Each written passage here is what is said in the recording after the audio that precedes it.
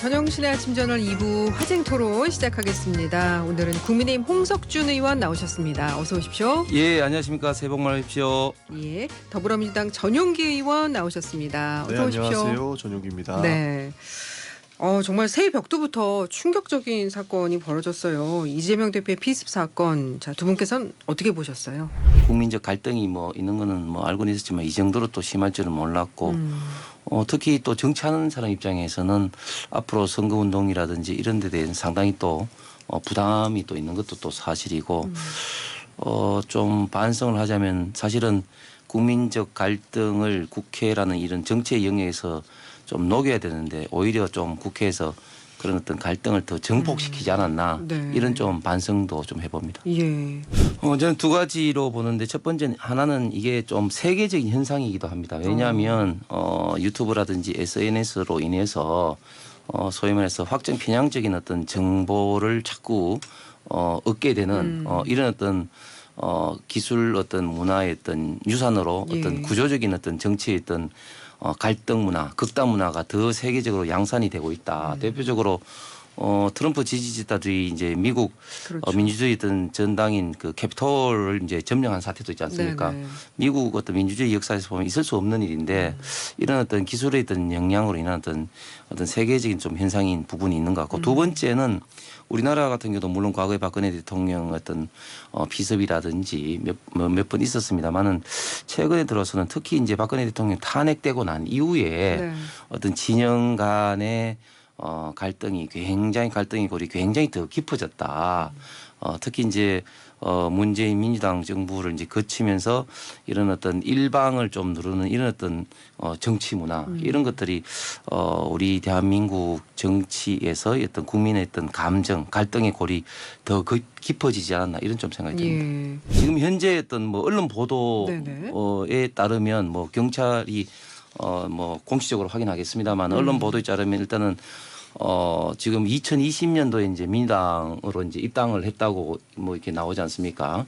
그렇기 때문에 사실은 그게 동선을 파악하기 위해서 그런 거다 이렇게 하긴 어려울 것 같고 어쨌든 당적을 바꾸는지 저희 지금 이제 당에서 확인해 보니까 동명이인은 있는데 지금 이제 언론에서 이야기하는 그런 어떤 분은 아직까지 확인을 못 하고 있는 거기 때문에 조금 말씀드리기 어려울 것 같은데 그래서 결론적으로는 전용기 의원도 이야기한 것처럼 지금은 이재명 대표의 좀 빠른 쾌유를 우리가 인간적으로 그리고 또 야당 대표로서 또 이렇게 좀 기원을 하는 것이 맞는 것이 이게 일부에서 자작극이다 정치로 이렇게 접근하는 것은 절대 있어서는 안 될 일이고 또 이런 어떤 가짜 뉴스에 대해서는 저희 당에서는 계속 시종일관 좀 우리가 정부에서 좀 통제를 해야 된다 이런 어떤 입장이었습니다. 네네네. 이게 어떤 정당의 어떤 유불리를 떠나서 그런데 또 한 가지 바라보는 거는 이걸 또 정치적으로 좀 이용하려는 그렇게 해서도 절대 안 됩니다. 네. 예를 들면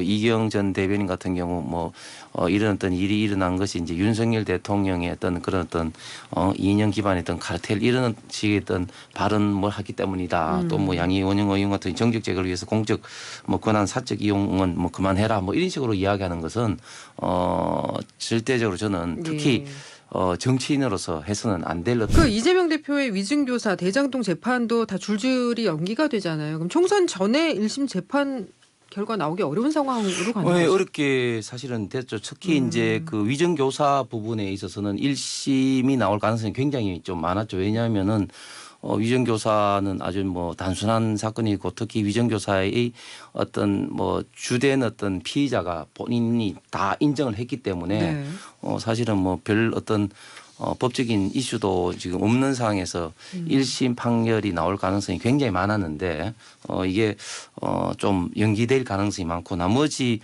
대장동이라든지 공직선거법 관련된 허위사실 유포라든지 이런 부분도 지금 법원에서 직권으로 심리를 좀 연기를 내기 때문에 이런 사건들은 좀 줄줄이 좀 연기가 돼서 결국은 이제 그 총선 전에 어떻게 유의미한 어떤 판결은 나오기는 좀 힘들게 됐다. 그렇지만 나머지 문제들 이재명 대표의 직접적인 어떤 그게 아니지만 사실상 이재명 대표하고 관련이 깊은 예를 들면 이화영 대북 송금 건이라든지 또 백현동의 김인섭 관련된 건에 대해서는 재판이 좀 정상적으로 돼서 총선 전에 판결이 나올 가능성은 많다고 봅니다. 아, 그렇습니까? 그렇습니다. 예. 저는 이제 민주당의 저런 태도가 좀 문제인데 사실은 지금 이제 그 검찰 단계에서까지는 모르지만 이제 지금부터는 이제 사법 영역에서 심리하고 재판하는 거 아닙니까? 이걸 윤석열 정부가 다 마음대로 좌지우지할 수 있는 게 아니고 만약 그런 식으로 생각한다면은 상권 분립을 채택하고 사법부 독립제를 채택하고는 우리 헌법을 분명하게 부정하고 있는 사실이죠. 그래서 그는 사법부 영역에서 맡겨야 되는 거지. 이걸 한동훈 비대위원장이 인재영입위원장을 뭐 겸임하겠다. 이철규 위원장과 같이 공동 체제로 가겠다. 이런 얘기 나오는데 어떻게 보세요? 일단 뭐 공관위원장은 뭐 현재 그런 이야기가 잠깐 나왔다가 그게 사실이 아니다고 이제 법조인이 아닌 분으로 지금 지금 낙점이 되는 겁니까? 법조인이라고 이야기가 되고 있는 분이 아니다. 이렇게 이제 공식적으로 이제 부인을 한 상태인 거죠. 그래서 어떤 분이 될지는 모르겠지만 한동훈 비대위원장이 공천의 두 가지 이제 키워드를 이야기했지 않습니까? 공정한 공천 그리고 이기는 공천을 하겠다. 뭐 그런 어떤 두 가지 키워드를 잘 좀 이렇게 그 관리를 할 수 있고 그런 어떤 전반적인 어떤 시스템을 운영할 수 있는 네. 뭐 그런 분을 공관위원장으로 이제 오실 것 같은데 어쨌든 비대위원장으로서는 굉장히 좀 중요하고 또 참 어려운 어떤 그런 어떤 과정인 것 같습니다. 지금 민주당이 윤석열 대통령을 이제 비판한 포인트가 사실은 소통을 너무 안 한다. 예. 야당 대표하고 한 번도 만난 적이 없다 하면서 그동안 엄청나게 사실은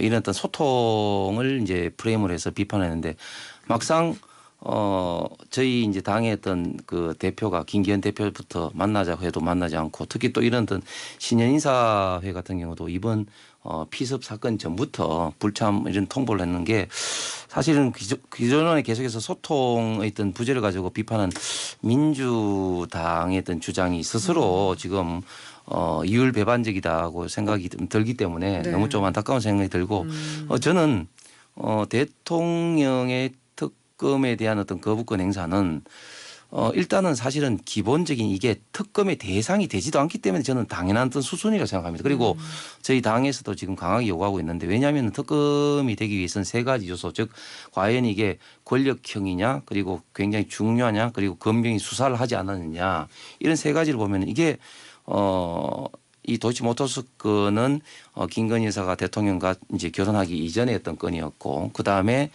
검경이 수사를 하지 않았냐 문제는 문재인 정부 검찰이 거의 한 2년 몇 개월 동안 탈탈 털어서 수사를 한 상황이고 그 다음에 이게 중대하냐 이 문제에 대해서는 이미 91명의 김건희 여사와 똑같이 투자를 한 어떤 그런 분들 중에서 딱 한 분만 기소가 되고 그 기소된 분도 1심에서 무죄가 난 어떤 그런 사항입니다. 그런 어떤 특검 자체가 되지도 않는 그런 어떤 사안이었고 특히 지금 현재 특검법은 어떤 특검의 어떤 그 추천 문제 그다음에 수사 범위의 문제 그다음에 피해 사실 어떤 공표의 문제 이런 어떤 측면에서 상당히 어떤 유연적 요소가 있는 악법이기 때문에 이거는 당연히 지금 거부권을 해야 된다는 것이 저희 당의 또 입장이기도 합니다. 윤석열 당시 검찰총장이지만 그때 당시에 추미애 박범계 법무부 장관이 수사 지휘를 통해서 이 사안에 대해서는 사실상 수사 라인에서 배제가 되면서 중앙지검 이성윤 중앙지검장 위주로 수사를 하면서 사실은 정말 엄청난 압수수색을 통해서 수사를 한 것은 분명한 사실이니까 이 점에 대해서는 민주당도 더 이상 좀 이야기하는 것은 좀 정치적 공세라고 생각합니다. 끝으로 시간이 1분 정도 남았는데요. 총선 이제 90여일 앞으로 다가왔는데 이번 총선의 가장 큰 변수 하나씩만 꼽아서 30초 이내로 말씀을 해주신다면 어떤 걸 꼽으시겠는지 한 말씀씩만 해주시죠. 예, 일단 크게 보면은 이제 결국은 이제 그 집권 여당으로서 평가를 받는 것은 이제 경제라든지 국민의 어떤 상하 관계에 대한 부분이기 때문에 그런 부분에 대해서 이제 어떻게 평가가 될지 문제하고 또 두 번째는 뭐니 해도 어떤 그 공정한 어떤 공천 어떤 관리 그런 어떤 점들이 어떤 총선에 과거 어떤 사례도 비춰봐서 직접적인 결과를 어떤 미치지 않을까 생각을 합니다.